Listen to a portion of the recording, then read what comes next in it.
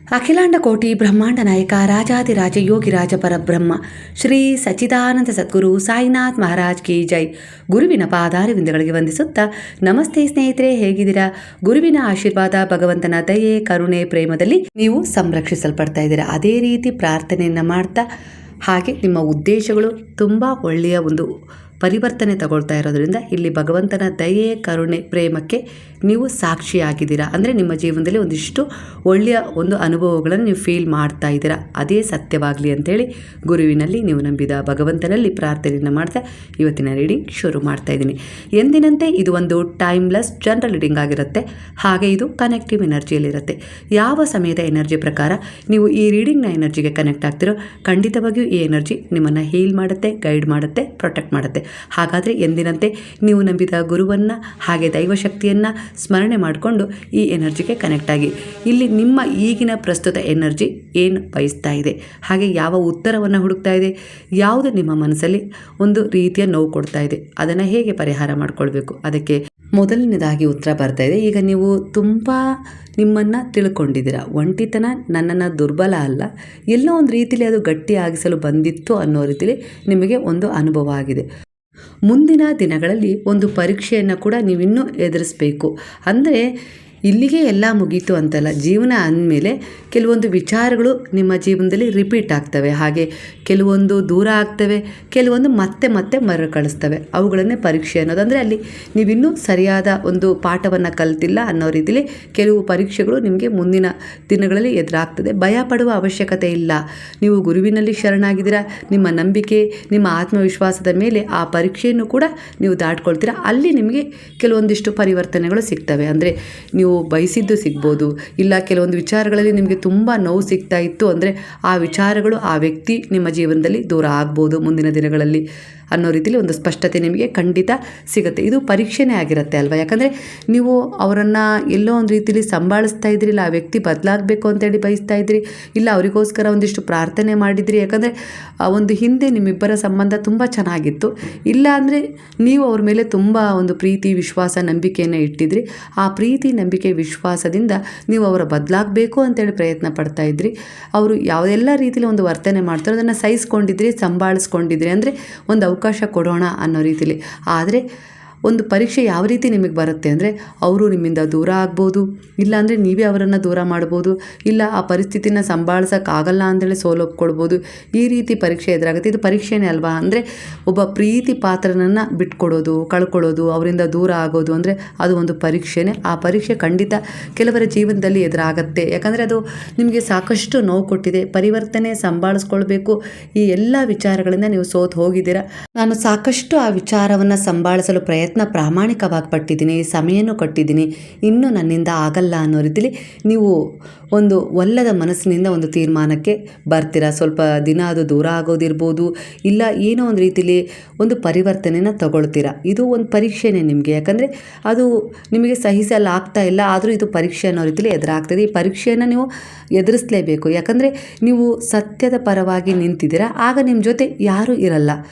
ಬಹಳ ಒಂದು ಸಮಯದವರೆಗೂ ನೀವು ಬೇರೆಯವರ ಆಸರೆಯಲ್ಲಿ ಇಲ್ಲ ಭರವಸೆಯಲ್ಲಿ ಬದುಕಿದ್ದೀರಾ ಅನ್ನೋ ರೀತಿಯಲ್ಲಿ ಕಾಣಿಸಿದೆ. ಪ್ರತಿಯೊಂದು ಆಸರೆ, ಭರವಸೆ ದೂರ ಆಗ್ತಾ ಇದೆ ಅಂತ ಹೇಳಿ ನಿಮಗೆ ಅನ್ನಿಸ್ದಾಗ ಅದು ತುಂಬ ನೋವು ಕೊಡುತ್ತೆ. ಆ ರೀತಿ ನೋವನ್ನು ಕೂಡ ನೀವು ಅನುಭವಿಸಿದ್ದೀರಾ. ಯಾಕಂದರೆ ನೀವು ಅವರನ್ನೇ ಎಲ್ಲ ಅಂತೇಳಿ ಅಂದ್ಕೊಂಡಿದ್ದೀರಿ. ಆ ಸಮಯದಲ್ಲಿ ಅವರು ನಿಮ್ಮಿಂದ ಒಂದೇ ರೀತಿಯಲ್ಲಿ ಯಾವುದೋ ಒಂದು ಕಾರಣ ಇಟ್ಕೊಂಡು, ಇಲ್ಲ ಬೇರೊಂದು ಸಂಬಂಧದ ನೆಪ ಇಟ್ಕೊಂಡು ಅವರು ದೂರ ಆಗ್ತಾ ಇದ್ದಾರೆ, ಒಂದು ಭರವಸೆ ಇಟ್ಕೊಂಡು ದೂರ ಆಗ್ತಾ ಇದ್ದಾರೆ. ಅಂದರೆ ನಿಮ್ಮ ಮೇಲಿದ್ದ ಭರವಸೆ, ನಿಮ್ಮ ಕಾಳಜಿ, ನಿಮ್ಮ ಪ್ರೀತಿ ಅವರಿಗೆ ಅರ್ಥ ಆಗದೆ, ಹಿಂದೆ ಅರ್ಥ ಆಗಿತ್ತು, ಈಗ ಅರ್ಥ ಆಗದೆ ಅವರು ನಿಮ್ಮಿಂದ ಬೇರೆಯಾಗಿ ಇನ್ನೊಂದು ಸಂಬಂಧದ ಜೊತೆ ಮುಂದುವರಿಬೇಕು ಅಂತೇಳಿ ನಿರ್ಧಾರ ಮಾಡಿದ್ದಾರೆ. ಅಂದರೆ ಇದು ನಿಮಗೆ ಅರಗಿಸಿಕೊಳ್ಳಲಾಗದ ಒಂದು ಸಮಸ್ಯೆ, ಹಾಗೆ ಒಂದು ಪರೀಕ್ಷೆನೂ ಆಗಿದೆ ಅನ್ನೋ ರೀತಿಯಲ್ಲಿ ಬರ್ತದೆ. ಅಂದರೆ ಇಲ್ಲಿ ನಿಮಗಿದು ಏನೋ ಕಲಿಸ್ಲಿಕ್ಕೂ ಬರ್ತಾ ಇದೆ, ಹಾಗೆ ಅದು ಅವರ ಕರ್ಮವನ್ನು ಕೂಡ ಇಲ್ಲಿ ತೋರಿಸ್ತದೆ. ಇದರಲ್ಲಿ ನಿಮ್ಮ ಒಂದು ಯಾವುದೇ ರೀತಿ ಕರ್ಮ ಇಲ್ಲ, ಅದು ಅವರದ್ದೇ ಕರ್ಮ. ಯಾಕಂದರೆ ನೀವು ಪ್ರಾಮಾಣಿಕ ಪ್ರಯತ್ನ ಪಟ್ಟಿದ್ದೀರಾ ಅವರನ್ನು ಬದಲಾಯಿಸಲಿಕ್ಕೆ, ಪರಿಸ್ಥಿತಿಯನ್ನು ಸಂಭಾಳಿಸಲಿಕ್ಕೆ, ಹಾಗೆ ಅವ್ರ ಮೇಲೆ ಭರವಸೆ ಇಟ್ಟಿದ್ದೀರಾ. ನಿಮ್ಮಿಂದ ಏನೆಲ್ಲ ಸಾಧ್ಯ ಆಗುತ್ತೋ ಅದೆಲ್ಲವನ್ನು ನೀವು ಅವರಿಗೋಸ್ಕರ ಮಾಡಿದ್ದೀರಾ. ಈಗ ನನ್ನಿಂದ ಆಗೋದೇ ಇಲ್ಲ ಅನ್ನೋ ರೀತಿಯಲ್ಲಿ ಅದನ್ನು ನೀವು ನಂಬಿದ ಗುರುವಿನ ಪಾದಗಳ ಮೇಲೆ ಹಾಕಿದ್ದೀರಾ.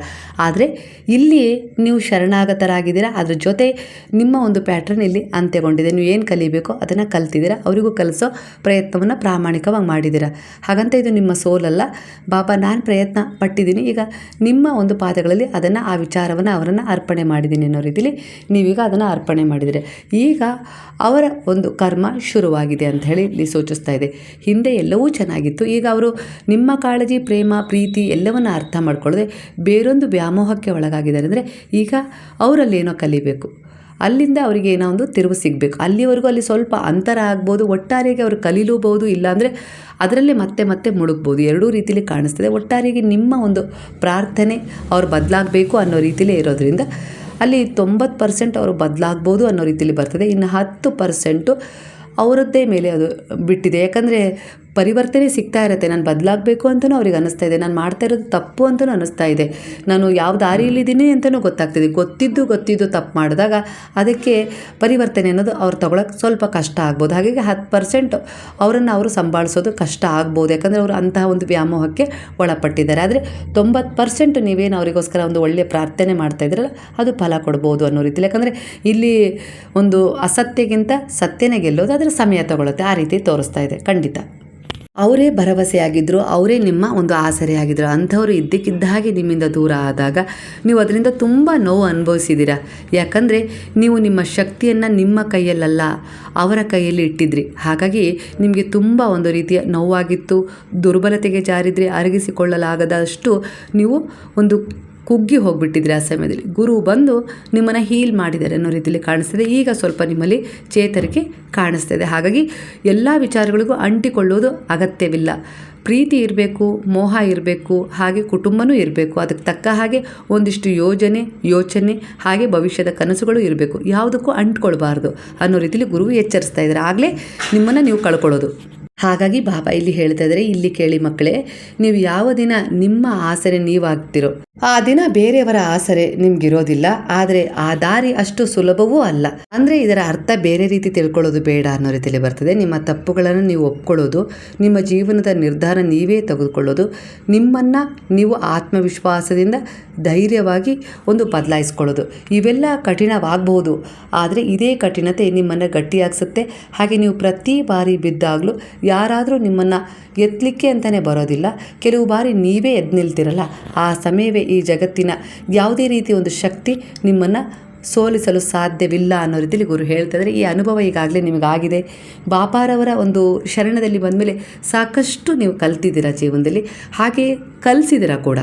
ನಿಮ್ಮ ಆತ್ಮವಿಶ್ವಾಸ, ನಿಮ್ಮ ಭರವಸೆ, ನಿಮ್ಮ ಆಸರೆ ನೀವಾಗಿ ನಿಲ್ಲೋದು ಅಂದ ಮಾತ್ರಕ್ಕೆ ನೀವು ಎಲ್ಲರಿಗಿಂತ ಭಿನ್ನ ಆಗಬೇಕು, ಇಲ್ಲ ಅಂದರೆ ಎಲ್ಲರ ಸಂಬಂಧಗಳಿಂದ ದೂರ ಆಗೋದು ಅಂತ ಅರ್ಥ ಅಲ್ಲ.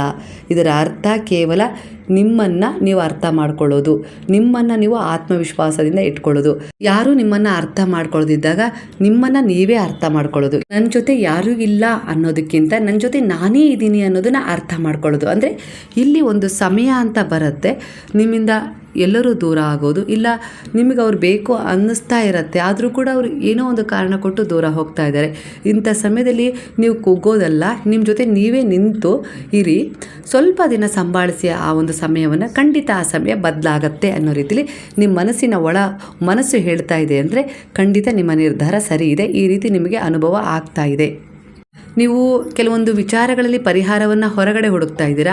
ಆ ಶಕ್ತಿ ನಿಮ್ಮಲ್ಲೇ ಇತ್ತು, ನಿಮ್ಮಲ್ಲೇ ಇದೆ, ಈಗ ಅದು ನಿಮಗೆ ಅರಿವಿಗೆ ಬರ್ತಾ ಇದೆ. ಅದು ನಿಮ್ಮ ಒಂದು ಕಠಿಣ ಸಮಯದಲ್ಲಿ, ಕಷ್ಟದ ಪರಿಸ್ಥಿತಿಯಲ್ಲಿ ಅದು ನಿಮಗೆ ಅರ್ಥ ಆಗ್ತದೆ. ಅಂದರೆ ಇಲ್ಲಿ ನೀವು ಸಂತೋಷ ಇದ್ದಾಗ, ಇಲ್ಲ ಎಲ್ಲ ಸಂಬಂಧಗಳು ಹತ್ತಿರ ಇದ್ದಾಗ, ಇಲ್ಲ ಎಲ್ಲವೂ ನಿಮಗೆ ಒಂದು ಸರಳವಾಗಿ ಸಿಗ್ತಾ ಇದ್ದಾಗ ಏನನ್ಸುತ್ತೆ, ಅದರ ಬೆಲೆ ನಿಮಗೆ ಗೊತ್ತಾಗೋದಿಲ್ಲ. ಯಾವಾಗ ಕಷ್ಟ, ದುಃಖ, ಸಮಸ್ಯೆಗಳು, ಕೆಲವೊಂದು ನಿಂದನೆ, ಅವಮಾನ ಎದುರಿಸ್ತಿರೋ ಆಗ ನಿಮ್ಮ ಒಂದು ಜೀವನದ ಉದ್ದೇಶ ನಿಮಗೆ ಆ ದಾರಿಯನ್ನು ತೋರಿಸುತ್ತೆ. ಅಂದರೆ ಅದಕ್ಕೋಸ್ಕರನೇ ಕಷ್ಟ ದುಃಖಗಳು ಬರೋದು. ಜೀವನದಲ್ಲಿ ಇವತ್ತಿದ್ದ ಕಷ್ಟ ನಿಮಗೆ ನಾಳೆ ಇಲ್ಲ. ಆ ಸಮಯದಲ್ಲಿ ನೀವು ತಕ್ಷಣವೇ ಭರವಸೆ ಕಳ್ಕೊಂಡು ಅತ್ತಿದ್ದು ಉಂಟು. ಮರುದಿನ ನೀವು ಅದನ್ನು ಗುರುವಿಗೆ ಸಮರ್ಪಣೆ ಮಾಡಿ ಮಲಗಿದಾಗ ನಿಮಗೆ ಮರುದಿನವೇ ಅದಕ್ಕೆ ಉತ್ತರ ಸಿಕ್ಕಿದ್ದು ಉಂಟು. ಆಗ ನೀವು ಹಿಂದೆ ಹತ್ತಿದ್ದಷ್ಟೇ ಮರುದಿನ ನಕ್ಕಿದ್ದು ಉಂಟು. ಅಂದರೆ ಸಂತೋಷವಾಗಿದ್ದು ಉಂಟು. ಹಾಗಾಗಿ ಇಲ್ಲಿ ನಿಮ್ಮ ಕೈಯಲ್ಲಿ ಏನೂ ಇಲ್ಲ, ಎಲ್ಲ ಇಲ್ಲಿ ಭಗವಂತನ ಕೈಯಲ್ಲೇ ಇರುತ್ತೆ. ಆದರೆ ಪ್ರಯತ್ನ ಮಾತ್ರ ನಿಮ್ಮದಾಗಿರಬೇಕು ಅನ್ನೋ ರೀತಿಯಲ್ಲಿ ಗುರು ಹೇಳ್ತಾ ಇದ್ದಾರೆ. ಅದಕ್ಕೆ ತಕ್ಕ ಹಾಗೆ ನನ್ನಿಂದ ಸಹಾಯ, ಹಾಗೆ ಕಾಲಕ್ಕೆ ನನ್ನಿಂದ ರಕ್ಷಣೆ, ನನ್ನಿಂದ ನೀವೇನೆಲ್ಲ ಬಯಸ್ತೀರೋ ಅದು ನಿಮಗೆ ಖಂಡಿತ ಸಮಯಕ್ಕೆ ಅನುಗುಣವಾಗಿ ಉಚಿತವಾದ ರೀತಿಯಲ್ಲಿ ಸಿಗುತ್ತೆ, ನಾನು ಕೊಡ್ತೀನಿ, ಇದು ನನ್ನ ಭರವಸೆ ಆಗಿದೆ ಅನ್ನೋ ರೀತಿಯಲ್ಲಿ ನಿಮಗೋಸ್ಕರ ಬಾಬಾ ಬ್ಲೆಸ್ಸಿಂಗ್ ಕೊಡ್ತಾ ಇದ್ದಾರೆ ಇಲ್ಲಿ.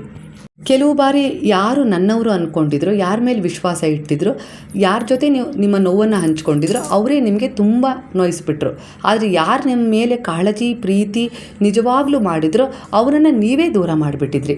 ಈ ರೀತಿ ಕೂಡ ನಿಮಗೆ ಈಗ ಅನುಭವ ಬರ್ತಾ ಇದೆ. ಅಂದರೆ ನಾನು ಎಂಥ ತಪ್ಪು ಮಾಡಿದೆ, ಇದೇ ತಪ್ಪು ಮನವರಿಕೆ ಆಗಬೇಕು ಅಂತಲೇ ಕೆಲವೊಂದು ಸರಿ ಜೀವನದಲ್ಲಿ ಏರಿಳಿತ ಉಂಟಾಗಿ ನಿಮಗೆ ಯಾವುದು ಸತ್ಯ ಅಂದರೆ ನೀವು ನಿಜವಾದ ಒಂದು ಪ್ರೀತಿಯ ಜೊತೆ ಇಲ್ಲ ನಿಜವಾದ ವ್ಯಕ್ತಿಯ ಜೊತೆ ನಿಜವಾದ ಒಂದು ಪರಿಸ್ಥಿತಿಗಳ ಜೊತೆ ಒಳ್ಳೆಯವರ ಜೊತೆ ಹೋಗ್ತಾ ಇದ್ದೀರೋ, ಇಲ್ಲ ನೀವು ಆಯ್ಕೆ ಮಾಡ್ಕೊಂಡಿದ್ದು ತಪ್ಪಾಗಿದೆಯೋ, ಇಲ್ಲ ಅಂದರೆ ಆ ಎದುರಿಗಿರುವ ವ್ಯಕ್ತಿ ಆಗಿರ್ಬೋದು ವಿಚಾರ ಆಗಿರ್ಬೋದು ನಿಮ್ಮನ್ನು ಭ್ರಮೆಯಲ್ಲಿಟ್ಟಿದೆಯೋ ಅದನ್ನು ಅರ್ಥ ಮಾಡ್ಕೊಳ್ಳಿ ಅನ್ನೋ ರೀತಿಯಲ್ಲಿ ಕೆಲವೊಂದು ವಿಚಾರಗಳು ಕಷ್ಟಗಳು ದುಃಖಗಳು ನಿಮ್ಮ ಎದುರಿಗೆ ಬಂದು ನಿಂತು ನಿಮಗೆ ಅರ್ಥ ಮಾಡಿಸೋದ್ರ ಜೊತೆಗೆ ನೀವು ನಿಮ್ಮ ಉದ್ದೇಶವನ್ನು ಪೂರ್ಣಗೊಳಿಸ್ಕೊಳ್ಳೋಕ್ಕೆ ಇವೆಲ್ಲವೂ ನಿಮಗೆ ದಾರಿ ಮಾಡಿಕೊಟ್ಟಿದ್ವು ಅನ್ನೋ ರೀತಿಯಲ್ಲಿ ಒಂದು ತಿರುವನ್ನು ತಂದುಕೊಡ್ತೇವೆ. ಅದೇ ರೀತಿ ನೀವೀಗ ಪಾಠ ಕಲ್ತಿದ್ದೀರಾ. ಹಿಂದೆ ಏನೋ ಒಂದು ಸಮಸ್ಯೆ ಎದುರಾದಾಗ ಇಲ್ಲ ಕಠಿಣತೆ ಎದುರಾದಾಗ ಜೀವನದಲ್ಲಿ ಒಂದಿಷ್ಟು ನಿಮ್ಮ ಮಕ್ಕಳ ವಿಚಾರದಲ್ಲಿ ಪರಿವರ್ತನೆ ಕಾಣದಿದ್ದಾಗ ಇಲ್ಲ ಒಂದಿಷ್ಟು ಸಮಸ್ಯೆಗಳು ನಿಮ್ಮ ಎದುರಿಗೆ ನಿಂತಾಗ ಅದಕ್ಕೆ ಪರಿಹಾರನೇ ಸಿಗೋದಿಲ್ಲ, ಇದೇ ಮುಗೀತು, ಇಲ್ಲಿಗೆ ಎಲ್ಲ ಮುಗಿದೋಯ್ತು, ನನ್ನಿಂದ ಇದಕ್ಕೆ ಪರಿಹಾರ ಕಾಣಲಿಕ್ಕಾಗೋದಿಲ್ಲ, ನಾನು ಇದನ್ನು ಎದುರಿಸೋಕ್ಕಾಗೋದಿಲ್ಲ ಅನ್ನೋ ರೀತಿಯಲ್ಲಿ ಸೋಲೊಪ್ಕೊಳ್ತಾ ಇದ್ರಿ. ಆದರೆ ಈಗ ಗುರುವಿನ ಶರಣದಲ್ಲಿ ಬಂದ ಮೇಲೆ ನಿಮ್ಮಲ್ಲಿ ಸಾಕಷ್ಟು ಬದಲಾವಣೆಯನ್ನು ನೀವೇ ಗುರುತಿಸ್ತಾ ಇದ್ದೀರಾ. ಹೌದಲ್ವಾ? ನಾನು ಹಿಂದೆ ಯಾವೆಲ್ಲ ರೀತಿಯಲ್ಲಿ ಭಯಗೊಳ್ತಿದ್ದೆ, ಆತಂಕಗೊಳ್ತಿದ್ದೆ, ಸಣ್ಣ ಪುಟ್ಟ ವಿಚಾರಕ್ಕೆ ಅಳುತ್ತಿದ್ದೆ, ಸರಿಯಾದ ನಿರ್ಧಾರಗಳನ್ನು ಸರಿಯಾದ ಸಮಯದಲ್ಲಿ ತೊಗೊಳಕ್ಕಾಗ್ತಾ ಇರಲಿಲ್ಲ, ಇದೇ ನನ್ನ ಜೀವನ ಅನ್ನೋ ರೀತಿಯಲ್ಲಿ ನಾನು ಅದನ್ನು ಅನಿವಾರ್ಯವಾಗಿ ಒಪ್ಕೊಂಡು ಅವ್ರು ಹೇಳ್ದಂಗೆ ಕೇಳಿ ಇಲ್ಲ ನಂದೇನೂ ತಪ್ಪಿಲ್ಲದೆ ಇದ್ದರೂ ಕೂಡ ಅವ್ರ ಕಾಲಿಗೆ ಬಿದ್ದು ಜೀವನ ಮಾಡ್ತಾ ಇದ್ದೆ. ಆದರೆ ಈಗ ನನ್ನ ಮೌಲ್ಯವನ್ನು ಅರ್ಥ ಮಾಡ್ಕೊಂಡಿದ್ದೀನಿ, ನನ್ನ ಗೌರವ ಏನು, ನನ್ನ ಪ್ರೀತಿ ಏನು, ನನ್ನ ಬೆಲೆ ಏನು ಅನ್ನೋದನ್ನು ನಾನು ಅರ್ಥ ಮಾಡ್ಕೊಂಡ್ಮೇಲೆ ಅದನ್ನು ಅವರಿಗೆ ಯಾವುದಾದ್ರೂ ರೀತಿಯಲ್ಲಿ ನಾನು ಅದನ್ನು ಅರ್ಥ ಮಾಡಿಸ್ಬೇಕು ಅನ್ನೋ ರೀತಿ ನನ್ನ ವರ್ತನೆಗಳನ್ನು ತಿದ್ದುಪಡಿ ಮಾಡ್ಕೊಂಡಿದ್ದೀನಿ, ನನ್ನ ನಡೆ ನುಡಿಯನ್ನು ಬದಲಾಯಿಸ್ಕೊಂಡಿದ್ದೀನಿ. ಇದರಿಂದ ಎಲ್ಲೋ ಒಂದು ರೀತಿಯಲ್ಲಿ ನನಗೀಗ ಗೌರವ ಸ್ಥಾನಮಾನ ಇನ್ನೋ ರೀತಿಯಲ್ಲಿ ಗುರುತಿಸ್ತಾ ಇದ್ದಾರೆ ಅನ್ನೋ ರೀತಿಯಲ್ಲಿ ನಿಮಗೆ ಅನುಭವ ಆಗ್ತಾಯಿದೆ. ಖಂಡಿತ ಅಲ್ವಾ? ಅಂದರೆ ಮೊದಲು ನಿಮ್ಮನ್ನು ನೀವು ಅರ್ಥ ಮಾಡ್ಕೊಂಡಿದ್ದಕ್ಕೆ ಈಗ ಬೇರೆಯವರು ಕೂಡ ನಿಮ್ಮನ್ನು ಅರ್ಥ ಮಾಡ್ಕೊಳ್ತಾ ಇದ್ದಾರೆ ಅನ್ನೋ ರೀತಿಯಲ್ಲಿ ನೀವು ಚೇಂಜಸನ್ನು ಕಾಣ್ತಾ ಇದ್ದೀರಾ. ಅಂದರೆ ಒಂದು ವಾಸ್ತವ ಸತ್ಯ ಅಂತೂ ಅರ್ಥ ಆಗಿದೆ. ಇಲ್ಲಿ ನನಗೆ ಏನಾದರೂ ಬೇಕು, ನಾನೇನಾದರೂ ಒಂದು ಪ್ರೊಫೆಷನಲ್ ಲೈಫಲ್ಲಿ ಒಂದು ಸಾಧನೆಯನ್ನು ಕಾಣಬೇಕು, ಅದನ್ನು ಯಾಕೆ ಮರೆಮಾಚಬೇಕು, ನನ್ನದೇ ಆದ ಒಂದು ಕನಸಾಗಿತ್ತು, ಅದನ್ನು ನಾನು ತೊಗೊಂಡು ಬರಲೇಬೇಕು, ಯಾಕೆ ಅದನ್ನು ಸುಮ್ಮನೆ ಮರೆಮಾಚಬೇಕು ಅನ್ನೋ ರೀತಿಲಿ ನೀವು ಅದನ್ನು ಮುಂದುವರಿಸಲಿಕ್ಕೆ ಈಗ ಪ್ರಯತ್ನ ಪಡ್ತಾ ಇದ್ದೀರಾ. ಅಂದರೆ ಅಷ್ಟೊಂದು ಆತ್ಮವಿಶ್ವಾಸ ನಿಮ್ಮಲ್ಲಿ ಹೆಚ್ಚಾಗಿದೆ. ಹಾಗೆ ಈ ಒಂದು ತಕ್ಷಣದ ಎನರ್ಜಿಗೆ ಬಾಬಾ ಇಲ್ಲಿ ನಿಮಗೆ ಕನೆಕ್ಟ್ ಆಗಿ ಒಂದು ಪ್ರಶ್ನೆಯನ್ನು ನಿಮಗೆ ಕೇಳ್ತಾ ಇದ್ದಾರೆ. ನೀವು ಒಂದು ವಾಹನದಲ್ಲಿ ಪ್ರಯಾಣ ಮಾಡ್ತಾ ಇರ್ತೀರ, ಅಂದರೆ ಒಂದು ಊರಿಗೆ ಹೋಗ್ತಾ ಇರ್ಬೋದು, ಇಲ್ಲ ಯಾವುದೋ ಒಂದು ಸಮಾರಂಭಕ್ಕೆ ಹೋಗ್ತಾ ಇರ್ಬೋದು, ಇಲ್ಲ ಅಂದರೆ ಯಾವುದೋ ಒಂದು ಉದ್ದೇಶಕ್ಕೆ ಒಂದು ಹೊರಗಡೆ ವ್ಯಾಪಾರಕ್ಕೋಸ್ಕರ ಹೊರಡ್ತಾ ಇರ್ಬೋದು. ಆ ಸಮಯದಲ್ಲಿ ನೀವು ದಾರಿ ಮಧ್ಯದಲ್ಲಿ ಟ್ರಾಫಿಕಲ್ಲಿ ಸಿಕ್ಕಾಕೊಳ್ತೀರ. ಹಾಗಂತ ನೀವು ಆ ವೆಹಿಕಲ್ಸಿಂದ ಅಂದರೆ ಆ ಗಾಡಿಯಿಂದ ನೀವು ಹತ್ತಿದ ಒಂದು ವಾಹನದಿಂದ ಇಳಿದು ಮನೆಗೆ ಹೋಗ್ಬಿಡ್ತೀರಾ, ಹಿಂತಿರುಗಿ ಇನ್ನು ಮುಂದೆ ಹೋಗೋಕ್ಕಾಗಲ್ಲ ಅಂಥೇಳಿ? ಇಲ್ಲ ತಾನೇ, ಸ್ವಲ್ಪ ಹೊತ್ತು ತಾಳ್ಮೆಯಿಂದ ಕುಳಿತು ಕಾಯ್ತೀರ ತಾನೇ. ಅಂದರೆ ಆ ಸಿಗ್ನಲ್ ಬಿದ್ದಿದೆ, ಈಗ ನೀವು ಮುಂದೆ ಹೋಗಬಾರ್ದು ಅಂತ, ಅಂದರೆ ಅದು ಒಂದು ಕಾರಣದಿಂದನೇ ಬಿದ್ದಿದೆ, ನಿಮಗೇನಾದರೂ ತೊಂದರೆ ಆಗಬಾರ್ದು. ಅಂದರೆ ಆ ಕಡೆ ಈ ಕಡೆ ವಾಹನಗಳು ಜಾಸ್ತಿ ಆಗಿದ್ದಾವೆ, ಹಾಗಾಗಿ ನಿಮ್ಮನ್ನು ನಿಲ್ಲಿಸಿ ಆ ಕಡೆಯಿಂದ ಈ ಕಡೆಗೆ ಈ ಕಡೆಯಿಂದ ಆ ಕಡೆಗೆ ವಾಹನಗಳನ್ನು ಬಿಟ್ಟು ನಿಮ್ಮ ದಾರಿಯನ್ನು ಕ್ಲಿಯರ್ ಮಾಡಿ ನಿಮ್ಮ ಮುಂದೆ ಹೋಗಲಿಕ್ಕೆ ದಾರಿ ಮಾಡಿಕೊಡ್ತಾರೆ. ಅದಕ್ಕೋಸ್ಕರನೇ ತಾನೇ ಅಲ್ಲಿ ಸಿಗ್ನಲ್ ಬಿದ್ದಿದೆ, ಅದಕ್ಕೋಸ್ಕರನೇ ತಾನೇ ನಿಮ್ಮ ಒಂದು ವಾಹನ ನಿಂತಿದೆ. ಅದು ನಿಮಗೂ ತಿಳಿದಿದೆ ಅಲ್ವಾ? ಈ ರೀತಿ ಒಂದು ವಿಚಾರ, ಸತ್ಯದ ಒಂದು ವಿಚಾರ ನಿಮಗೆ ವಾಸ್ತವ ಸ್ವರೂಪಕ್ಕೆ ಏನೋ ಒಂದು ಉದಾಹರಣೆ ಕೊಡ್ತಾ ಇದೆ. ನೀವು ಇಲ್ಲಿ ಏನೋ ಕಲಿಬೇಕು ಅಂತೇಳಿ ಕಲಿಸ್ತಾ ಇದೆ. ಅದೇ ರೀತಿ ಇಲ್ಲಿ ನಿಮ್ಮ ಜೀವನದಲ್ಲಿ ಒಂದಿಷ್ಟು ಅತ್ಯಂತ ಕಠಿಣ ಸಮಯದಲ್ಲಿ ಪರಿಸ್ಥಿತಿಯಲ್ಲಿ ನಿಮ್ಮ ತಾಳ್ಮೆ ಯಾಕೆ ಕಳೆದುಕೊಳ್ತೀರಾ ಅನ್ನೋ ರೀತಿಯಲ್ಲಿ ಬಾಬಾ ಕೇಳ್ತಾ ಇದ್ದಾರೆ. ಪ್ರತಿ ಸಮಸ್ಯೆಯೂ ಸ್ಥಿರ ಅಲ್ಲ, ಪರ್ಮನೆಂಟ್ ಅಲ್ಲೇ ಅಲ್ಲ. ಅಂದರೆ ಸ್ವಲ್ಪ ಕಾಯಬೇಕು, ನಿಲ್ಲಬೇಕು, ಸಂಭಾಳಿಸ್ಬೇಕು. ನಿಮ್ಮನ್ನು ಆಗ ಆ ದಾರಿ ತಾನಾಗಿ ಒಂದು ಮುಂದೆ ಕರ್ಕೊಂಡು ಹೋಗುತ್ತೆ ಅನ್ನೋ ರೀತಿಲಿ ಗುರು ಹೇಳ್ತಾ ಇದ್ದಾರೆ. ಇದು ನಿಮ್ಮ ಅನುಭವಕ್ಕೆ ಬಂದಿದೆ ಅಲ್ವಾ? ನೋಡಿದ್ರಲ್ಲ, ಮೊನ್ನೆ ಒಂದು ತುಂಬ ದೊಡ್ಡ ಸಮಸ್ಯೆ ಎದುರಾಗಿತ್ತು. ಅಂದರೆ ಯಾವುದೋ ಒಂದು ರೀತಿಲಿ ಎಲ್ಲ ರೀತಿಯ ಸಿದ್ಧತೆ ಮಾಡ್ಕೊಂಡಿದ್ರಿ, ಅದರಲ್ಲಿ ಇದ್ದಕ್ಕಿದ್ದ ಹಾಗೆ ಒಂದು ಅಡೆತಡೆ ಬಂತು, ನೀವು ತುಂಬ ಅಳ್ತಾ ಇದ್ರು, ಇಲ್ಲ ಚಿಂತೆಗೀಡಾಗಿದ್ರು, ಇಷ್ಟೇ ನನ್ನ ಜೀವನ ಮುಗಿದೋಯ್ತು, ಇನ್ಯಾವುದೇ ರೀತಿ ನನಗೆ ದಾರಿ ಕಾಣೋದಿಲ್ಲ, ಏನೆಲ್ಲ ಆಯ್ತಲ್ಲ, ನಾನು ಬಾಬಾರವರನ್ನು ನಂಬಿ ನನ್ನ ಜೀವನದಲ್ಲಿ ಈ ರೀತಿಯೂ ಘಟನೆಗಳು ನಡೀತಾ ಇದ್ದಾವೆ, ಬಾಬಾ ನನ್ನ ಜೊತೆಗೆ ಇಲ್ವಾ, ಹಾಗಾದರೆ ನಾನು ಪೂರ್ಣವಾಗಿ ನನ್ನ ಕೈ ಬಿಟ್ಬಿಟ್ರ, ನನ್ನ ಭಕ್ತಿಗೆ ನನ್ನ ನಂಬಿಕೆಗೆ ಅವರು ಯಾವತ್ತೂ ಬೆಲೆ ಕೊಡಲೇ ಇಲ್ವಾ ಅನ್ನೋ ರೀತಿಯಲ್ಲಿ ನೂರಾರು ಪ್ರಶ್ನೆಗಳು ಒಂದೇ ಕ್ಷಣ ನಿಮ್ಮ ಮನದಲ್ಲಿ ಆ ಸಮಯದಲ್ಲಿ ಬಂದು ಹೋದವು. ಆದರೆ ನೀವು ಆ ಕ್ಷಣ ಅಂದ್ಕೊಳ್ರಿ, ನಿಮಗೊಂದು ಸಜೆಷನ್ ಕೂಡ ಸಿಕ್ತು, ನೀವೊಂದು ಪ್ರಾರ್ಥನೆ ಮಾಡ್ಕೊಂಡ್ರಿ. ಅದರ ಮಧ್ಯೆನೇ ಬಾಬಾರವರ ಒಂದು ಸಂಪರ್ಕ ನಿಮಗಾಯಿತು. ಎಲ್ಲೋ ಒಂದು ರೀತಿಯಲ್ಲಿ ಯಾರದ್ದೋ ಮೂಲಕ ಒಂದು ಪರಿಹಾರವನ್ನು ಸೂಚಿಸಿದರು. ಖಂಡಿತ ನೀವು ಅದೇ ರೀತಿ ನಂಬಿಕೆ ಇಟ್ಟು ಆ ಪರಿಹಾರವನ್ನು ಮಾಡಿ ರಾತ್ರಿ ಮಲಗಿದ್ರಿ. ಬೆಳಗ್ಗೆ ಎದ್ದ ತಕ್ಷಣ ನಿಮಗೆ ಆ ದಾರಿ ಸುಗಮವಾಗಿ ತೆರೀತು. ಎಲ್ಲಿ ಆಗಲ್ಲ ಅಂದ್ಕೊಂಡಿದ್ರು, ಯಾವುದು ನಡೆಯಲ್ಲ ಅಂದ್ಕೊಂಡಿದ್ರು, ಯಾವುದು ಅಸಂಭವ ಅಂದ್ಕೊಂಡಿದ್ರು, ಅಲ್ಲಿ ನಿಮಗೆ ಒಂದು ಚಮತ್ಕಾರದ ಮೂಲಕ ದಾರಿ ತೆರೆಯಲ್ಪಡ್ತು. ಅಲ್ಲಿಗೆ ನೀವು ಅರ್ಥ ಮಾಡ್ಕೊಳ್ಬೇಕಾಗಿದ್ದಿಲ್ಲಿ ದಾರಿ ಯಾವಾಗಲೂ ತೆರೆದೇ ಇರುತ್ತೆ. ಆದರೆ ಯಾಕೆ ಅಡೆತಡೆ ಬಂದಿರುತ್ತೆ ಅಂದರೆ ನೀವಲ್ಲಿ ಏನೋ ಕಲಿಬೇಕು, ಇಲ್ಲ ಆ ಸಮಯ ಸರಿ ಇಲ್ಲದೆ ಇರ್ಬೋದು, ಇಲ್ಲ ನಿಮಗೆ ಎದುರಿಗಿದ್ದವರಿಗೆ ಏನಾದರೂ ಕಲಿಸ್ಬೇಕಾಗಿತ್ತು. ಹಾಗಾಗಿ ಅಲ್ಲಿ ಸ್ವಲ್ಪ ಸಮಯ ತಗೊಂಡ್ರು ಅಷ್ಟೇ ಬಾಬಾ. ಅದೊಂದು ಪರೀಕ್ಷೆ ಆಗಿತ್ತು ಅನ್ನೋ ರೀತಿಲಿ ನಿಮಗೆ ಮನವರಿಕೆ ಮಾಡಿಸಿದರೆ. ಅದು ಕೂಡ ಒಂದು 3 ದಿನದ ಹಿಂದೆ, 1 ವಾರದ ಹಿಂದೆ ಕೆಲವರ ಎನರ್ಜಿಗೆ ಇದು ಕನೆಕ್ಟ್ ಆಗಿದೆ. ಹಾಗೆ ಮುಂದೆ ಕೂಡ ಕೆಲವು ಪರೀಕ್ಷೆಗಳು ಎದುರಾಗೇ ಆಗ್ತವೆ. ಆವಾಗ ನೀವು ಬಾಬಾ ನನ್ನ ಜೊತೆಗಿದ್ದಾರೆ, ನಾನು ಆ ಪರಿಸ್ಥಿತಿಯನ್ನು ಎದುರಿಸ್ತೀನಿ ಅಂತೇಳಿ ನೀವು ಮುಂದೆ ನಿಂತಾಗ, ಸಂಭಾಳಿಸಿದಾಗ, ಅವರಿಗೆ ಸಮರ್ಪಣೆ ಮಾಡಿದಾಗ, ಪ್ರಾಮಾಣಿಕ ಪ್ರಯತ್ನ ನೀವು ಮಾಡಿದಾಗ ಖಂಡಿತ ನಿಮ್ಮ ಜೀವನದಲ್ಲಿ ಪರಿವರ್ತನೆ ಸಿಗುತ್ತೆ. ಇದೇ ರೀತಿ ಜೀವನ ಅನ್ನೋ ರೀತಿಯಲ್ಲಿ ಉದಾಹರಣೆಯನ್ನು ಅವರೇ ಸ್ವಯಂ ಕೊಟ್ಟಿದ್ದಾರೆ. ನಾನು ಆ ಮಾತುಗಳನ್ನು ಇಲ್ಲಿ ನಿಮಗೆ ವಿವರವಾಗಿ ಉದಾಹರಣೆ ಸಮೇತ ಈ ರೀತಿ ತಿಳಿಸಿದ್ದೀನಿ. ನಿಮಗೆ ಅರ್ಥ ಆಗಲಿ, ಸರಳ ಭಾಷೆಯಲ್ಲಿ ಅರ್ಥ ಆಗತ್ತೆ ಅನ್ನೋದು ನನ್ನ ಉದ್ದೇಶ. ಹಾಗಾಗಿ ಈಗ ನೋಡಿ, ಸಮಯ ಮತ್ತು ಹಣದ ಮಧ್ಯೆ ಇರುವ ಒಂದೇ ಒಂದು ಸಣ್ಣ ಅಂತರ ಏನು ಗೊತ್ತಾ? ಅಂದರೆ ಹಣ ನಮ್ಮ ಹತ್ರ ಇದೆ ಅಂದರೆ ಅದು ನಮಗೆ ಅನುಭವ ಕೊಡುತ್ತೆ. ಅಂದರೆ ನಮ್ಗೆ ಅದರ ಅನುಭವ ಆಗುತ್ತೆ, ಹಣ ನನ್ನ ಹತ್ರ ಇದೆ, ಇನ್ನೇನು ಅದು ಖರ್ಚಾಗ್ತಾ ಇದೆ, ಇನ್ನೇನು ಕಡಿಮೆ ಆಗ್ತಾ ಇದೆ ಅನ್ನೋ ರೀತಿ ನಿಮಗೆ ಅದರ ಫೀಲ್ ಆಗ್ತದೆ. ಅಂದರೆ ನಿಮ್ಮ ಹತ್ರ 1,000 ಇತ್ತು ಅಂದರೆ ಅದನ್ನು ಸ್ವಲ್ಪ ಸ್ವಲ್ಪ ಖರ್ಚು ಮಾಡಿದೆ ಅಂದರೆ, ಅಯ್ಯೋ ನನ್ನ ಹತ್ರ ಹಣ ಖರ್ಚಾಗ್ತಿದೆ, ಇನ್ನು ಕೊನೆಯದಾಗ ಒಂದು 100 ರೂಪಾಯಿ ಉಳಿತಾ ಇದೆ, 50 ರೂಪಾಯಿ ಉಳಿತಾ ಇದೆ, 20 ರೂಪಾಯಿ ಉಳಿತಾ ಇದೆ, 10 ರೂಪಾಯಿ ಉಳಿತಾ ಇದೆ, ನಿಮಗೆ ಗೊತ್ತಾಗ್ತಾ ಇದೆ. ಅದೇ ಸಮಯದ ಬಗ್ಗೆ ತಗೊಂಡ್ರೆ, ಅಂದರೆ ಯಾವಾಗಲೂ ತಿಳಿಯದೇ ಇರೋದು ಅಂದರೆ ಅದು ನಿಮ್ಮ ಬಳಿ ಇರುವ ಅಂದರೆ ಸಮಯ ಎಷ್ಟಿದೆ ಅಂತ ನಿಮಗೆ ಗೊತ್ತಾಗತ್ತಾ? ನಿಮ್ಮ ಮುಂದಿನ ಸಮಯ ಎಷ್ಟಿದೆ ಅಂತ ನೀವು ನಿಖರವಾಗಿ ಹೇಳಬಲ್ಲಿರಾ? ಇಲ್ಲ ತಾನೆ.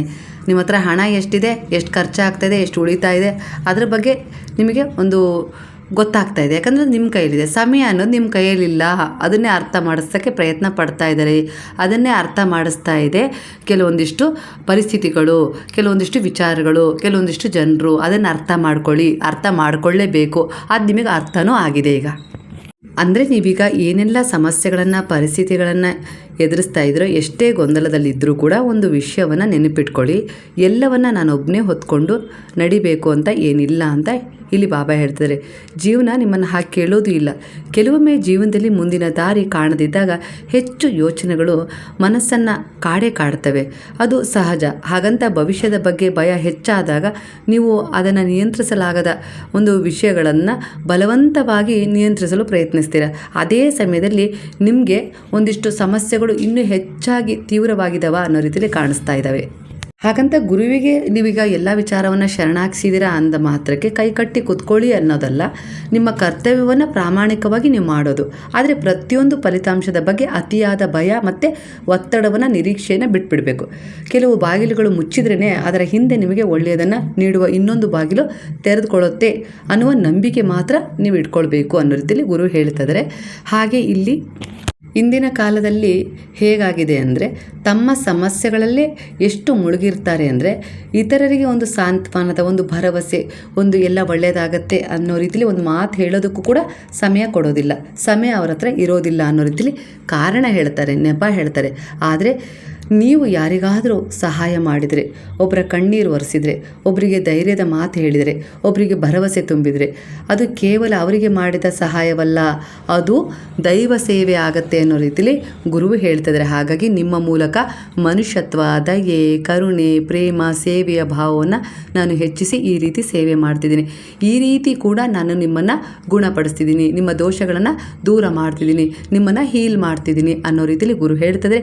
ಇದರ ಅನುಭವ ನಿಮಗಾಗಿದೆ. ಯಾಕಂದರೆ ಈ ಪರಿವರ್ತನೆ ನಿಮಗೆ ಹೆಚ್ಚಾದಷ್ಟು ನಿಮ್ಮ ಜೀವನದಲ್ಲಿ ನೀವು ಕಳ್ಕೊಂಡದ್ದಕ್ಕಿಂತ ಪಡ್ಕೊಂಡಿದ್ದು ಹೆಚ್ಚು, ನಿಮ್ಮ ಜೀವನದಲ್ಲಿ ಕೆಲವೊಂದು ಸಮಸ್ಯೆಗಳಿಂದ ಹೊರಗೆ ಬಂದಿದ್ದು ಹೆಚ್ಚು, ಕೆಲವು ಪರಿಹಾರಗಳನ್ನು ಮಾಡಿಕೊಂಡಿದ್ದು ಹೆಚ್ಚು, ಅವು ತಾವನಾಗಿ ನಿಮ್ಮ ಜೀವನಕ್ಕೆ ಬಂದಿದ್ದು ಹೆಚ್ಚು ಅನ್ನೋ ರೀತಿಯಲ್ಲಿ ಕಾಣಿಸ್ತದೆ. ಅಂದರೆ ಬಾಬಾರವರ ಒಂದು ಉಪದೇಶಗಳಂತೆ ನಿಮ್ಮ ಜೀವನ ಶೈಲಿಯನ್ನು ನೀವು ಬದಲಾಯಿಸಿಕೊಂಡ ಮರುಕ್ಷಣ ನಿಮ್ಮ ಜೀವನದಲ್ಲಿ ಬಹಳಷ್ಟು ಅದ್ಭುತ ಒಂದು ಚಮತ್ಕಾರಗಳು ನಡೆದಿವೆ. ಇಂದಿಗೂ ಕೂಡ ನಡೀತಾ ಇದ್ದಾವೆ. ಅದಕ್ಕೆ ನೀವೇ ಜೀವಂತ ಸಾಕ್ಷಿಯಾಗಿದ್ದೀರ. ಇವತ್ತೇನೋ ಒಂದು ಸಮಸ್ಯೆ ಇದೆ, ಅದು ನಾಳೆನೂ ಮುಂದುವರಿಯುತ್ತೆ ಅನ್ನೋ ರೀತಿಯಲ್ಲಿ ಆತಂಕ, ಮೊದಲು ಭಯ ಆತಂಕ ಬರುತ್ತೆ. ತಕ್ಷಣವೇ ಗುರುವಿನ ಶರಣದಲ್ಲಿ ಅದನ್ನು ಸಮರ್ಪಣೆ ಮಾಡಿ ಅವರಲ್ಲಿ ಒಂದು ಪ್ರಾರ್ಥನೆ ಮಾಡಿಬಿಡ್ತೀರ. ಪ್ರಯತ್ನ ನನ್ನದು ಮಾಡ್ತೀನಿ ತಂದೆ, ನೀವೇ ಅದಕ್ಕೆ ದಾರಿ ತೋರಿಸ್ಬೇಕು ಅನ್ನೋ ರೀತಿಯಲ್ಲಿ ಸರೆಂಡರ್ ಮಾಡಿದ್ದೀರಾ. ಆಗ ನಿಮಗೆ ಮಾರನೇ ದಿನವೇ ಅದಕ್ಕೆ ಪರಿಹಾರ ಕೂಡ ಸಿಕ್ಕಿದೆ. ಆಗ ನೀವು ತುಂಬ ಖುಷಿ ಆಗಿದ್ದು ಉಂಟು ಅನ್ನೋ ರೀತಿಯಲ್ಲಿ ಕಾಣಿಸ್ತದೆ. ಮತ್ತೊಂದು ಸಾರಿ ಈ ಎನರ್ಜಿ ಕನೆಕ್ಟ್ ಆಗಿದೆ ಅನಿಸುತ್ತೆ. ಪ್ರಸ್ತುತ ಎನರ್ಜಿಗೆ ಇದು ಕಂಟಿನ್ಯೂ ಆಗಿ ಬೇರೆಯವರು ನೋಡಿದಾಗ ಈ ಎನರ್ಜಿ ಅವರಿಗೆ ಕನೆಕ್ಟ್ ಆಗಿರ್ಬೋದು. ಇಲ್ಲಿ ನೀವು ಯಾವುದೋ ಒಂದು ದೊಡ್ಡ ಕಾರ್ಯಕ್ಕಾಗಿ ಆಯ್ಕೆ ಆಗಿದ್ದೀರಾ ಅನ್ನೋ ರೀತಿಯಲ್ಲಿ ಸೂಚನೆ ಸಿಗ್ತದೆ. ಅಂದರೆ ನಿಮ್ಮಿಂದ ಏನೋ ಒಂದು ದೊಡ್ಡ ಒಂದು ಸಾಧನೆ ಆಗಬೇಕು, ಇಲ್ಲ ಅಂದರೆ ಯಾವುದೋ ಒಂದು ದೊಡ್ಡ ವೇದಿಕೆಯಲ್ಲಿ ನೀವು ನಿಂತು ಜನರಿಗೆ ಸಹಾಯ ಮಾಡಬೇಕು ಅನ್ನೋ ರೀತಿಯಲ್ಲಿ ಕಾಣಿಸ್ತಾ ಇದೆ.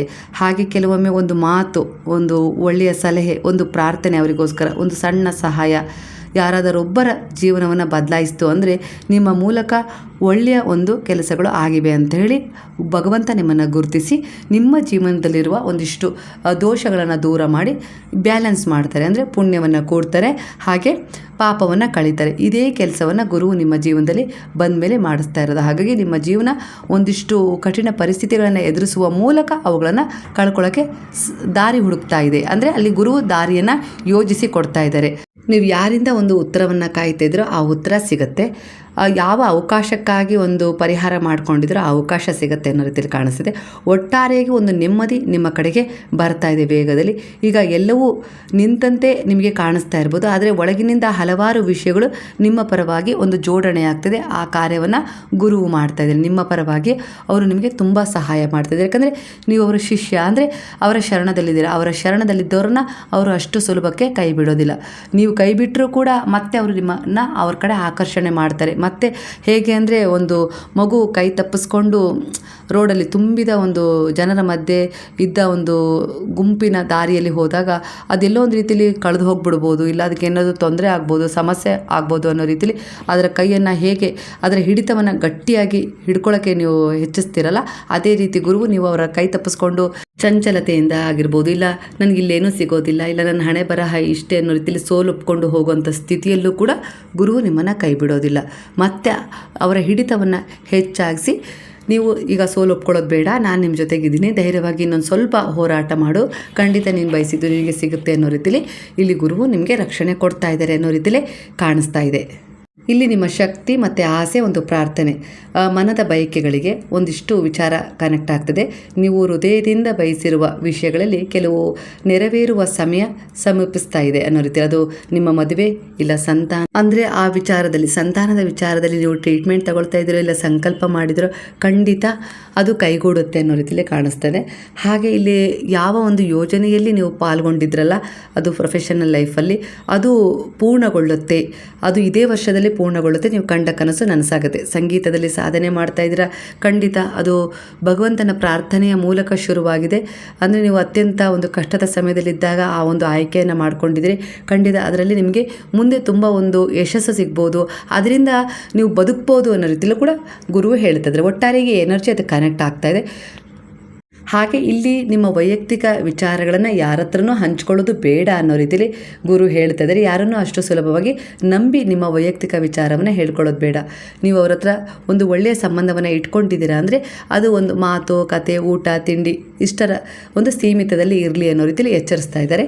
ಕೆಲವರು ನಿಮ್ಮ ಮುಂದೆ ಒಂದು ರೀತಿಯಾಗಿ, ಹಿಂದೆ ಮತ್ತೊಂದು ರೀತಿಯಾಗಿ ವರ್ತಿಸ್ತಾ ಇದ್ದಾರೆ. ಅದು ನಿಮ್ಮ ಕೆಲಸ ಮಾಡೋ ಜಾಗದಲ್ಲಾಗಿರ್ಬೋದು, ನಿಮಗೊಂದು ರೀತಿಯ ಹಿಂಸೆ ಕೊಡ್ತಾ ಇರ್ಬೋದು, ಇಲ್ಲ ಆ ಕೆಲಸ ಕಿತ್ಕೊಳ್ಳೋಕೆ ಪ್ರಯತ್ನ ಪಡ್ಬೋದು, ಇಲ್ಲ ನಿಮ್ಮನ್ನು ದೂರ ಮಾಡಬೇಕು ಅಂತ ಪ್ರಯತ್ನ ಪಡ್ಬೋದು. ಈ ರೀತಿ ಒಂದು ಚಿಂತೆಯಲ್ಲಿ ನೀವು ಇದ್ದೀರಾ ಅನ್ನೋ ರೀತಿಯಲ್ಲಿ ಕಾಣಿಸುತ್ತೆ. ಗುರುವಿನ ಪಾದಗಳಲ್ಲಿ ನಂಬಿಕೆ ಇಟ್ಟು ಶರಣ ಹಾಕ್ಸಿದಿರ ಆ ವಿಚಾರವನ್ನು 3 ವಾರದಲ್ಲಿ ಅಲ್ಲೊಂದು ಪರಿವರ್ತನೆ ಕಾಣುತ್ತೆ.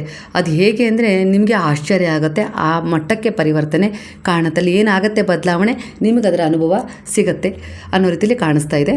ನಿಮ್ಮಲ್ಲಿರುವ ಒಂದಿಷ್ಟು ಆಶೀರ್ವಾದಗಳನ್ನು ಗುರುತಿಸಿ ಕೃತಜ್ಞತೆಯಿಂದ ಇರುವುದನ್ನು ಅಭ್ಯಾಸ ಮಾಡ್ಕೊಳ್ಳಿ. ಹಾಗೆ ನಿಮ್ಮ ಒಂದಿಷ್ಟು ವಿಚಾರಗಳನ್ನು, ಕನಸಾಗಿರ್ಬೋದು, ಅದು ವೈಯಕ್ತಿಕ ವಿಚಾರ ಆಗಿರ್ಬೋದು, ಯಾರ ಹತ್ರ ಹೇಳ್ಕೊಂಡ್ರೆ ಒಳ್ಳೆಯದು ಅನ್ನೋ ರೀತಿಲಿ ಒಂದು ನಿಮಗೆ ನಂಬಿಕೆ ಇದ್ದರೆ ಅಲ್ಲಿ ಒಂದು ಹತ್ರ ಶೇರ್ ಮಾಡ್ಕೊಳ್ಳಿ, ಇಲ್ಲಾಂದರೆ ಬೇಡ. ಅದು ಗುರುವೇ ಆಗಿರ್ಬೋದು, ಯಾರೇ ಆಗಿರ್ಬೋದು, ಯೋಚಿಸಿ ನಿರ್ಧಾರ ಮಾಡಿ ಅನ್ನೋ ರೀತಿಲಿ ಗುರು ಹೇಳ್ತದೆ. ಅಂದರೆ ವಿವೇಕ ಇಟ್ಕೊಳ್ಳಿ, ಅದನ್ನು ಮರೆತು ವರ್ತಿಸಬೇಡಿ ಅನ್ನೋ ರೀತಿಲಿ ಇಲ್ಲಿ ನಿಮಗೊಂದು ಮೆಸೇಜ್ ಸಿಗ್ತಾ ಇದೆ.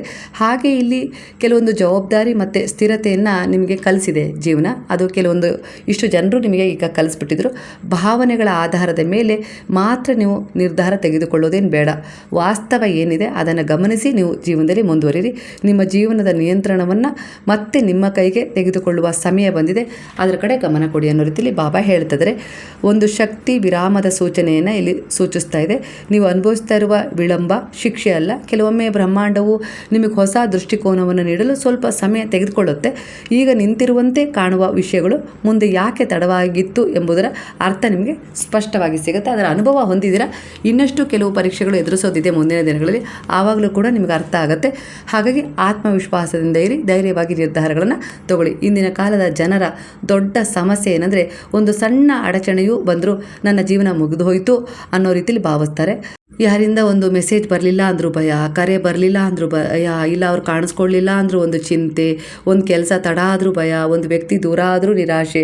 ಆದರೆ ಜೀವನದ ಪ್ರತಿಯೊಂದು ಘಟನೆ ನಿಮ್ಮನ್ನು ಒಡೆಯಲು ಅಲ್ಲ, ನಿಮ್ಮನ್ನು ತಿದ್ದಲು, ಪರಿವರ್ತನೆ ಮಾಡಲು, ಹಾಗೆ ಇನ್ನಷ್ಟು ಗಟ್ಟಿಯಾಗಿಸಲು, ಇಲ್ಲ ಅವರ ಯೋಗ್ಯತೆಯನ್ನು ನಿಮಗೆ ತಿಳಿಸಲು ಬಂದಿರ್ತವೆ ಅನ್ನೋ ರೀತಿಯಲ್ಲಿ ಗುರು ಹೇಳ್ತಿದ್ದಾರೆ. ಹಾಗಾಗಿ ಯಾವುದ್ರ ಬಗ್ಗೆನೂ ದೂಷಿಸಬೇಡ, ನಿನ್ನನ್ನು ನೀನು ಕಳ್ಕೋಬೇಡ. ಹಾಗೆ ಎಲ್ಲದಕ್ಕೂ ಒಂದು ಕಾರಣ ಇದೆ ಅನ್ನೋ ರೀತಿಯಲ್ಲಿ ಸ್ವಲ್ಪ ತಾಳ್ಮೆಯಿಂದ ವರ್ತಿಸು. ಸ್ವಲ್ಪ ಸಮಯ ಅಲ್ಲಿ ನಿಮಗೆ ನಿಂತ್ಕೊಳ್ಳೋಕೆ ಅವಕಾಶ ಕೊಟ್ಟಿದ್ರು ಅಂದರೆ ನೀವು ಮುಂದೆ ಹೋಗೋದು ಆ ಸಮಯ ಸರಿ ಅಲ್ಲ ಅನ್ನೋ ರೀತಿಯಲ್ಲಿ ನಿಮ್ಮನ್ನು ತಡೆದು ನಿಲ್ಲಿಸಿದ್ರು ಅನ್ನೋ ರೀತಿಯಲ್ಲಿ ಸ್ವಲ್ಪ ನಂಬಿಕೆಯಿಂದ ಇರಿ. ಹಾಗಾಗಿ ನಿಮ್ಮನ್ನು ನೀವು ಹೀಲ್ ಮಾಡ್ಕೊಳ್ಳೋದು ತುಂಬ ಅವಶ್ಯಕವಾಗಿದೆ. ನಿಮ್ಮನ್ನು ನೀವು ಹೀಲ್ ಮಾಡ್ಕೊಳ್ಳೋಕೆ ಆಗಲಿಲ್ಲ ಅಂದರೆ ಗುರುವಿನ ಶರಣದಲ್ಲಿ ನಂಬಿಕೆ ಇಟ್ಟು ಸಂಕಲ್ಪ ಮಾಡಿ, ಪ್ರಾರ್ಥನೆ ಮಾಡಿ, ನಾಮಸ್ಮರಣೆ ಮಾಡಿ.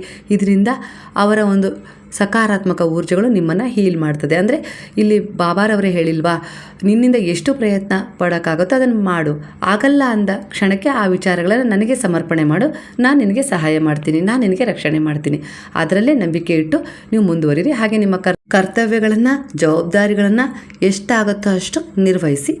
ಆಗಲಿಲ್ಲ ಅಂದ ಕಾಲಕ್ಕೆ ಗುರುವಿಗೆ ಸಮರ್ಪಣೆ ಮಾಡಿ ಪ್ರಾಮಾಣಿಕ ಪ್ರಯತ್ನ ನೀವು ಮಾಡಿ. ಹಾಗೆ ಕೆಲವು ಹರಕೆಗಳು ಮರ್ತಿದ್ದೀರಾ ಅನಿಸುತ್ತೆ, ಎಷ್ಟಾಗುತ್ತೋ ಅಷ್ಟು ಅದನ್ನು ಪೂರ್ಣಗೊಳಿಸುವ ನಿಟ್ಟಿನಲ್ಲಿ ಒಂದು ಗುರುವಿನಲ್ಲಿ ಪ್ರಾರ್ಥನೆ ಮಾಡಿ, ಆ ಒಂದು ಋಣದಿಂದ, ಆ ಒಂದು ಎನರ್ಜಿಯಿಂದ ನೀವು ಪರಿಹಾರ ಕಂಡುಕೊಳ್ಳಿ. ಯಾಕಂದರೆ ತುಂಬ ದಿನ ಅದನ್ನು ಇಟ್ಕೊಳ್ಳೋದು ಕೂಡ ಕೆಲವೊಂದು ಸಾರಿ ಎಲ್ಲೋ ಒಂದು ರೀತಿಲಿ ನಿಮಗೆ ಅಡೆತಡೆ ಅನ್ನೋ ರೀತಿಲಿ ಆಗ್ಬೋದು. ಇಲ್ಲ ಅಂದರೆ ಅಂದ್ಕೊಂಡು ಕೆಲಸದಲ್ಲಿ ಸ್ವಲ್ಪ ವಿಳಂಬ ತೋರಿಸುತ್ತೆ. ಹಾಗಾಗಿ ಹರಕೆಯನ್ನು ಪೂರ್ಣಗೊಳಿಸ್ಕೊಳ್ಳಿ, ಮರಿಬೇಡಿ ಅನ್ನೋ ರೀತಿಲಿ. ಇಲ್ಲ ಪೂರ್ಣಗೊಳಿಸ್ಕೊಳ್ಳೋಕೆ ಆಗಲಿಲ್ಲ ಅಂದರೆ ನನಗೆ ಪೂರ್ಣಗೊಳಿಸಿಕೊಳ್ಳುವ ಶಕ್ತಿ ಕೊಡು ಅಂತೇಳಿ ಅದೇ ದೇವರಲ್ಲಿ ಪ್ರಾರ್ಥನೆ ಮಾಡ್ಕೊಳ್ಳಿ. ವಿದ್ಯಾಭ್ಯಾಸದಲ್ಲಿ ಯಾವುದನ್ನು ಆಯ್ಕೆ ಮಾಡ್ಕೊಳ್ಬೇಕು ಅನ್ನೋದು ಸ್ವಲ್ಪ ಗೊಂದಲದಲ್ಲಿದೆ. ಆದರೆ ಗುರುವಿಗೆ ಶರಣಾಗಿಸಿ, ಖಂಡಿತ ಅವ್ರು ನಿಮಗೆ ಸಹಾಯ ಮಾಡ್ತಾರೆ. ಅವರು ಆಯ್ಕೆ ಮಾಡಿಕೊಟ್ಟದ್ರಲ್ಲೇ ನೀವು ಮುಂದುವರಿಯೋದು ತುಂಬ ಒಳ್ಳೆಯದು. ಯಾಕಂದರೆ ಅದರ ಜವಾಬ್ದಾರಿ ಭಾರ ಅವ್ರದ್ದಾಗಿರುತ್ತೆ. ನಿಮಗಿಷ್ಟ ಆಗಿದ್ದರಲ್ಲಿ ನೀವು ಅವ್ರು ಬೇಡ ಅಂದರೂ ಮುಂದುವರೆದ್ರೆ ಅದರ ಸಾಧಕ ಬಾಧಕಗಳನ್ನು ನೀವೇ ಅನುಭವಿಸ್ಬೇಕಾಗತ್ತೆ ಅನ್ನೋ ರೀತಿಯಲ್ಲಿ ಬರ್ತದೆ. ಹಾಗಾಗಿ ಯೋಚಿಸಿ, ಯಾಕಂದರೆ ನೀವು ಅವರಲ್ಲಿ ನಂಬಿಕೆ ಇಟ್ಟಿದ್ದೀರಾ ಅಂದರೆ ಅವರು ಅದರ ಭಾರವನ್ನು ಹೊತ್ತೇ ನಿಮಗೆ ಒಂದು ಮುಂದೆ ನಿಮಗೇನು ಕಾಣ್ತಾ ಇಲ್ವೋ ಅವ್ರಿಗೆ ಕಾಣಿಸ್ತದೆ. ಹಾಗಾಗಿ ಅವರು ಒಂದನ್ನು ಆಯ್ಕೆ ಮಾಡ್ಕೊಂಡಿದ್ದಾರೆ. ಹಾಗಂತ ನಿಮಗಿಷ್ಟ ಆಗಲಿಲ್ಲ ಸಿಗಲಿಲ್ಲ ಅಂತೇಳಿ ಗುರು ಹೇಳಿದ್ದನ್ನು ಬಿಟ್ಟು ನೀವು ಮಾಡೋಕ್ಕೆ ಹೋದಾಗ ಅದರ ಸಾಧಕ ಬಾಧಕಗಳಿಗೆ ನೀವೇ ನೇರ ಹೊಣೆಯಾಗಿರ್ತೀರ ಅನ್ನೋ ರೀತಿಯಲ್ಲೂ ಕೂಡ ಕಾಣಿಸ್ತಾರೆ. ಒಟ್ಟಾರೆಗೆ ಇವತ್ತಿನ ಎನರ್ಜಿ ನಿಮ್ಮ ಎನರ್ಜಿಗೆ ಸಾಕಷ್ಟು ಕನೆಕ್ಟ್ ಆಗಿದೆ ಅಂತೇಳಿ ನಾನು ಅಂದ್ಕೊಳ್ತೀನಿ. ಇವತ್ತಿನ ಒಂದಿಷ್ಟು ಕಾರ್ಡ್ಗಳೇ ಗೊಂದಲ ಆಗಿತ್ತು, ಅದನ್ನು ನಾನು ವಿಸ್ತರಿಸಿ ಹೇಳೋಕ್ಕೆ ಪ್ರಯತ್ನ ಪಟ್ಟಿದ್ದೀನಿ. ಹಾಗೆ ನಿಮ್ಮ ಜೀವನದ ಇದು ಒಂದು ಪ್ರಾರಂಭ ಇದೆಯಲ್ಲ, ಅದು ನಿಮಗೆ ತುಂಬ ಒಂದು ಒಳಿತನ ತಂದುಕೊಡುತ್ತೆ. ಕೆಲವರ ದೃಷ್ಟಿ ನಿಮ್ಮ ಮೇಲಿದೆ, ತುಂಬಾ ಇದೆ. ಅಂದರೆ ನೀವೇನು ಮಾಡಬಹುದು, ಅಂದರೆ ನೀವೇನು ಮಾಡ್ತಾ ಇದ್ದೀರಾ ಅದನ್ನು ಅವರು ಗಮನಿಸ್ತಾ ಇದ್ದಾರೆ. ಅಂದರೆ ಅವರಿಗೆ ನಿಮ್ಮ ಬಗ್ಗೆ ತಿಳ್ಕೊಳ್ಳೋ ಕುತೂಹಲ ತುಂಬ ಇದೆ. ಅವ್ರ ಬಗ್ಗೆ ಏನಾಗ್ತಾ ಇದೆ ಅನ್ನೋದಕ್ಕಿಂತ ನಿಮ್ಮ ಬಗ್ಗೆ ಏನೆಲ್ಲ ವಿಚಾರಗಳು ನಡೀತಾ ಇದ್ದಾವೆ ಅದನ್ನು ತಿಳ್ಕೊಳ್ಳೋ ಕುತೂಹಲದಲ್ಲಿದ್ದಾರೆ. ಹಾಗಂತ ನೀವು ಅವ್ರ ಕಡೆ ಫೋಕಸ್ ಮಾಡಬೇಡಿ, ಅವರನ್ನು ಹಾಗೆ ಇರಕ್ಕೆ ಬಿಟ್ಬಿಡಿ. ನೀವು ಏನು ಮಾಡ್ತಿದ್ರು ಮುಂದೆ ಹೋಗ್ತಾ ಇರಿ. ನೀವು ಗುರುವಿನ ಶರಣದಲ್ಲಿ ಇರೋದ್ರಿಂದ ಅವರ ಒಂದು ನಾಮಸ್ಮರಣೆ, ಪೂಜೆ, ಹಾಗಿರೋ ಸಂಕಲ್ಪ ಈ ರೀತಿ ಮಾಡ್ತಾ ಇರೋದ್ರಿಂದ ನಿಮ್ಮ ಸುತ್ತ ಒಂದು ಪ್ರೊಟೆಕ್ಷನ್ ಇದೆ. ಅವ್ರು ಏನೂ ಮಾಡೋಕ್ಕೆ ನಿಮ್ಮನ್ನು ಸಾಧ್ಯ ಇಲ್ಲ. ಅವ್ರು ನಿಂತು ನೋಡ್ತಾನೆ ಇರಬೇಕಷ್ಟೇ. ಅದಕ್ಕಿಂತ ಮುಂದುವರಿಲಿಕ್ಕೆ ಸಾಧ್ಯ ಇಲ್ಲ ಅನ್ನೋ ರೀತಿಯಲ್ಲಿ ಬರ್ತಿದೆ. ಆದರೆ ನೀವು ಮಾತ್ರ ತಲೆ ಕೆಡಿಸ್ಕೊಳ್ಬೇಡಿ. ನೀವು ಅದಕ್ಕೆ ಪ್ರತಿಕ್ರಿಯಿಸಿದಾಗೆ ತಾನೇ ನಿಮ್ಗೆ ಅದರಲ್ಲಿ ಏನೋ ಒಂದು ಅಲ್ಲಿಂದ ಒಂದು ಪ್ರತಿಕ್ರಿಯೆ ಸಿಗೋದು. ಪ್ರತಿಕ್ರಿಯಿಸಲೇ ಇಲ್ಲ ಅಂದರೆ ಅಲ್ಲಿಂದ ನಿಮ್ಗೆ ಯಾವುದೇ ರೀತಿ ಏನೂ ಪ್ರತಿಕ್ರಿಯೆ ಸಿಗಲಿಲ್ಲ ಅಂದರೆ ನೀವು ಮುಂದೆ ಹೋಗ್ತಿರಲ್ವಾ. ಹಾಗಾಗಿ ನೀವು ನಿಮ್ಮ ದೃಷ್ಟಿಕೋನದ ಕಡೆ ಗಮನ ಕೊಟ್ಟು ಮುಂದೆ ಹೋಗಿ ಅನ್ನೋ ರೀತಿಯಲ್ಲಿ ಗುರು ಹೇಳ್ತಿದ್ದಾರೆ. ಒಟ್ಟಾರೆಯಾಗಿ ಇವತ್ತಿನ ಎನರ್ಜಿ ನಿಮಗೆ ಕನೆಕ್ಟ್ ಆಗಿದೆ. ಗುರುವು ನನಗೆ ಏನೋ ಒಂದು ರೀತಿಲಿ ದಾರಿ ತೋರಿಸ್ತಾ ಇದ್ದಾರೆ, ಏನೋ ಒಂದು ರೀತಿಲಿ ನನ್ನ ಜೊತೆ ಇದ್ದಾರೆ ಅನ್ನುವ ಅನುಭವ ಆಗ್ತಾ ಇದೆ ಅಂದರೆ ಖಂಡಿತವಾಗಿಯೂ ಒಂದು ಕೃತಜ್ಞತಾಪೂರ್ವಕವಾಗಿ ಸಾಯಿರಾಮ್ ಅಂತ ಹೇಳಿ ಕಮೆಂಟ್ ಮಾಡೋದನ್ನು ಮರಿಬೇಡಿ. ಹಾಗಾದರೆ ಎಲ್ಲರೂ ಸೇರಿ ಹೇಳೋಣ, ಹರೇ ರಾಮ ರಾಮ ರಾಮ ಹರೇ ಹರೇ, ಹರೇ ಕೃಷ್ಣ ಕೃಷ್ಣ ಕೃಷ್ಣ ಹರೇ ಹರೇ, ಹರೇ ಸಾಯಿ ಸಾಯಿ ಸಾಯಿ ಹರೇ ಹರೇ, ಹರೇ ಬಾಬಾ ಬಾಬಾ ಬಾಬಾ ಹರೇ ಹರೇ, ಹರೇ ದತ್ತ ದತ್ತ ದತ್ತ ಹರೇ ಹರೇ.